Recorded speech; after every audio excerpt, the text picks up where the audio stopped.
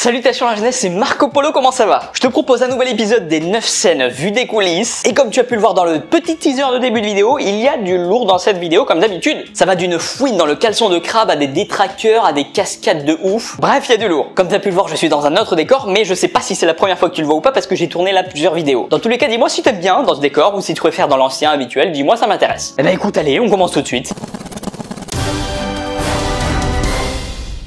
On va commencer avec une scène qui montre tout le travail qu'il y a derrière un film. On le sait, c'est énormément de taf, mais ce qu'on ne sait pas, c'est que parfois, pour des petites scènes de même pas 10 secondes, il y a des heures et des heures de travail. D'ailleurs, j'aurais bien aimé connaître le temps de travail nécessaire pour produire 1 minute de film. J'ai pas trouvé le chiffre. Du coup, la première scène que je te propose de regarder, c'est celle-ci. En pleine bataille de Poudlard. On voit tout le monde se préparer, ça se bat dans tous les sens, c'est un gros bordel. Et pendant ce temps-là, on a le trio qui court dans les escaliers de Poudlard pour mener eux aussi leur guerre. On les voit donc courir à toute vitesse dans les escaliers, défonçant au passage quelques petits mange-morts, c'est gratuit, c'est cadeau. La scène ne dure que 10 secondes. Et derrière cette scène, du côté des coulisses, ça se passe comme ça. Un beau fond vert des familles qui entourent les escaliers, et puis la scène quasiment telle qu'on la voit dans le film, sans les effets spéciaux évidemment. Et pour faire ça, ils ont dû installer les lumières, placer les caméramans, jouer plusieurs fois cette scène avec des angles différents. Bref, tous ces petits détails prennent un temps fou. Déjà, quand je tourne une vidéo, il faut installer la caméra, les trépieds, la lumière, le son, etc. C'est déjà une galère, ça prend un temps de ouf. Alors t'imagines pour eux? D'ailleurs, je sais même pas comment les acteurs ont fait pour ne pas se casser la gueule dans les escaliers. Allez, on a commencé doucement et il y a les meilleures scènes à venir. Alors accroche-toi mon pote.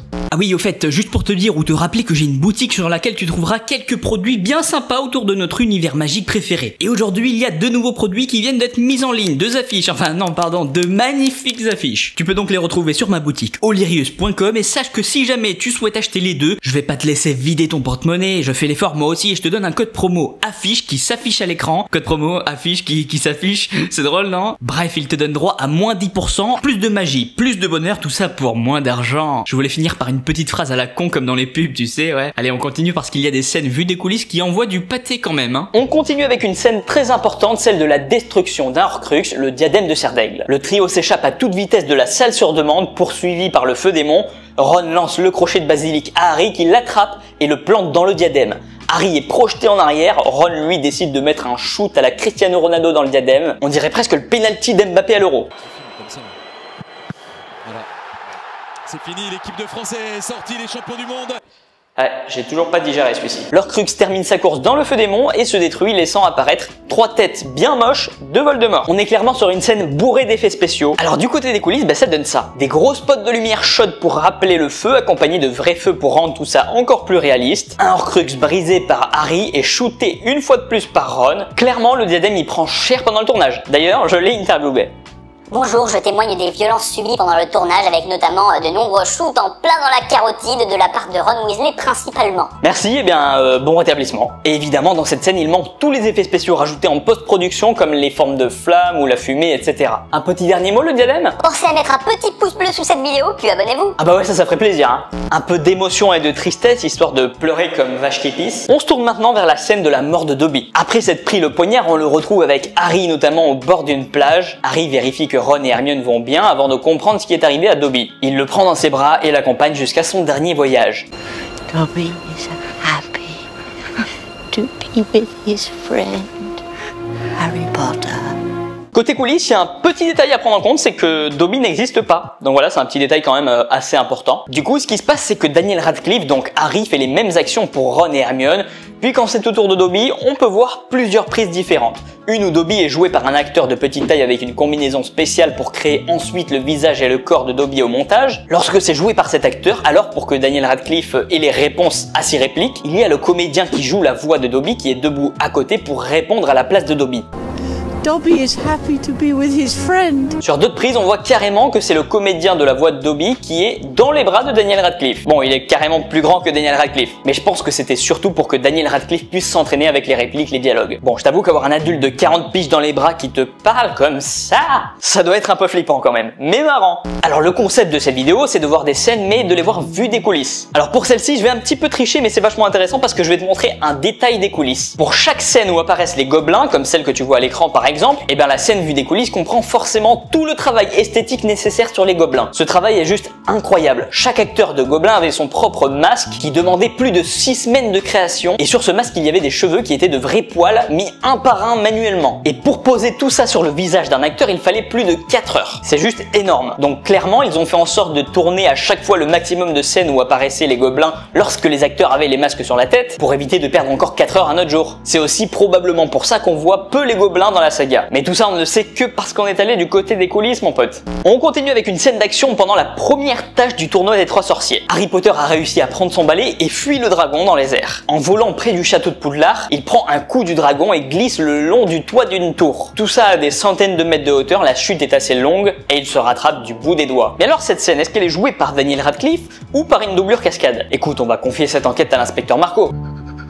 Écoutez, vous avez bien raison, l'enquête est entre de bonnes mains. Aujourd'hui, devant vos yeux ébahis, je vais déceler la vérité sur cette affaire. Le coupable ne restera pas impuni. Mais y a pas de coupable en fait, faut juste savoir qui joue la scène. J'en ai rien à foutre, ne vous croyez pas plus perspicace que l'inspecteur Marco. Si la glissade vue des coulisses est trop rapide pour que l'on puisse voir s'il s'agit de Daniel Radcliffe, il y a un détail qui ne trompe pas. L'atterrissage. Et pendant celui-ci, aucun doute, nous apercevons Daniel Radcliffe.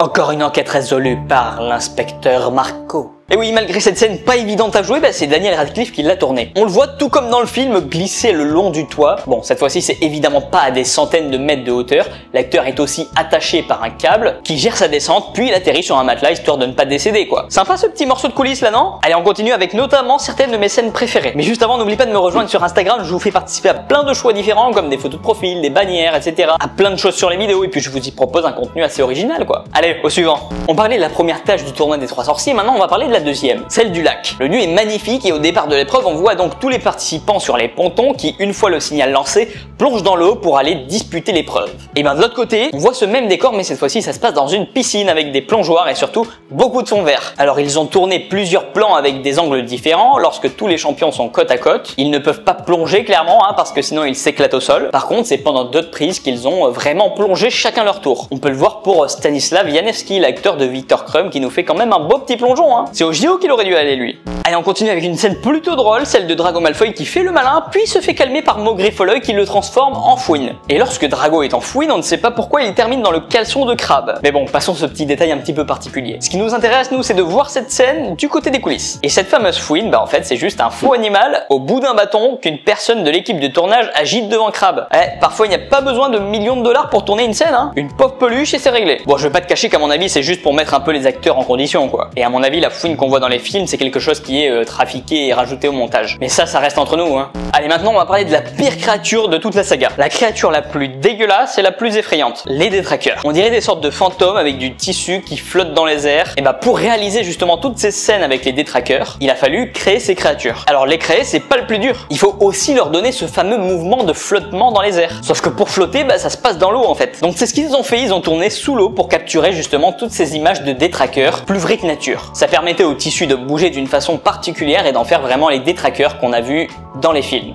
En pleine bataille de Poudlard, on peut voir une scène de quelques secondes à peine dans laquelle tous les élèves courent dans tous les sens dans les couloirs de l'école. Et ce qui est cool à voir dans cette scène, c'est que tout est millimétré. Chaque figurant doit aller à un endroit précis pour que le mouvement général corresponde aux attentes des réalisateurs. Donc cette scène vue des coulisses est à peu près pareille puisqu'ils savent tous exactement où aller. On y voit le décor des couloirs du château avec quelques fonds verts et clairement le nombre de figurants est impressionnant. Il suffit qu'un ou deux se trompent et il faut retourner toute la scène. D'ailleurs cette scène c'est le bon moment pour mettre des balayettes, je te le dis. Ils sauront pas d'où ça vient. Voilà, moi je te donne l'info, après t'en fais ce que tu veux. Et j'en profite justement pour parler des figurants. Habituellement être figurant c'est un petit job. Mais là les gars, les figurants, c'est le job de leur vie qu'ils ont fait. Ils pourront dire, ouais moi j'ai joué dans Harry Potter. Ils ont connu les coulisses, les décors, les tournages, les acteurs, bref c'est génial et je suis jaloux.